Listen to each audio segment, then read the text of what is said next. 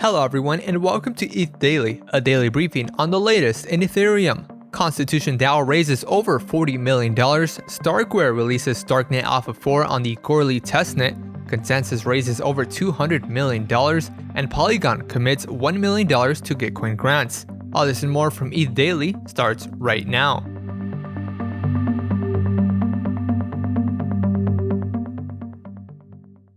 ConstitutionDAO, a project aiming to purchase an original copy of the US Constitution, has raised over $40 million from supporters.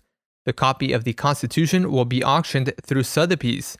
The document is one of 13 surviving copies and the only one known to be privately owned. Sotheby's estimates the piece will sell between $15 and $20 million. ConstitutionDAO plans to team up with a museum or historical society to exhibit the document in a free public setting. The exact location that will house the piece for display will be voted on by the DAO.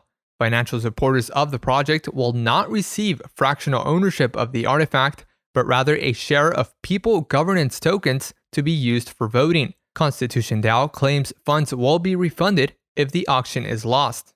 StarkWare has released StarkNet Alpha 4 on the Gorli testnet. The Alpha 4 release includes a token bridge that uses the Layer 1 to Layer 2 messaging protocol, which supports instant withdrawals.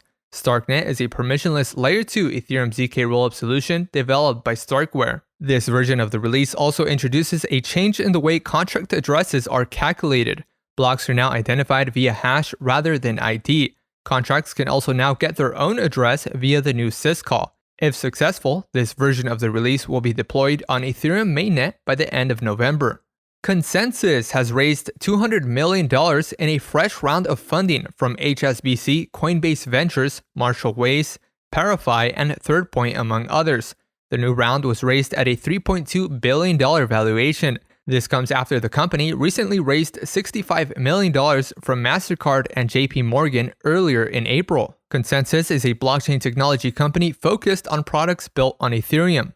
ConsenSys is known for its developer tool Infura and wallet browser extension MetaMask, which has surpassed 21 million monthly active users.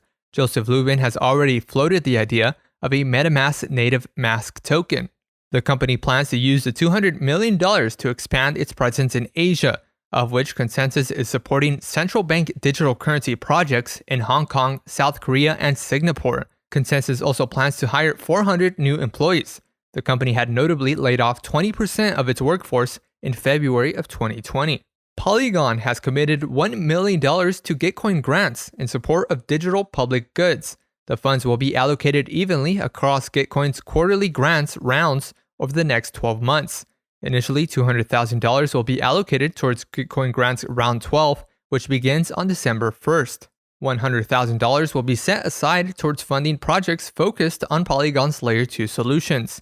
Polygon marks the fourth organization that has committed over $500,000 to Gitcoin, joining ENS, Badger, and the Ethereum Foundation as top contributors. Gitcoin will also be adding support for Polygon's Matic token as a checkout option. Until now, Gitcoin has only supported funding through Ethereum mainnet and ZK Sync. Gitcoin is a quadratic funding platform for supporting Ethereum public goods such as this podcast. You can support ETH Daily on Gitcoin by visiting gitcoin.co/ETH Daily and contributing to our grant. And lastly, Adidas has released a POAP NFT for users of its Adidas Confirmed mobile application.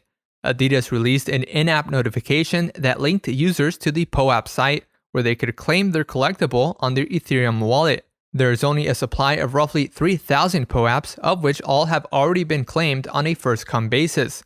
Adidas Confirmed is a mobile application that gives fashion enthusiasts access to exclusive collaborations and original editorial content.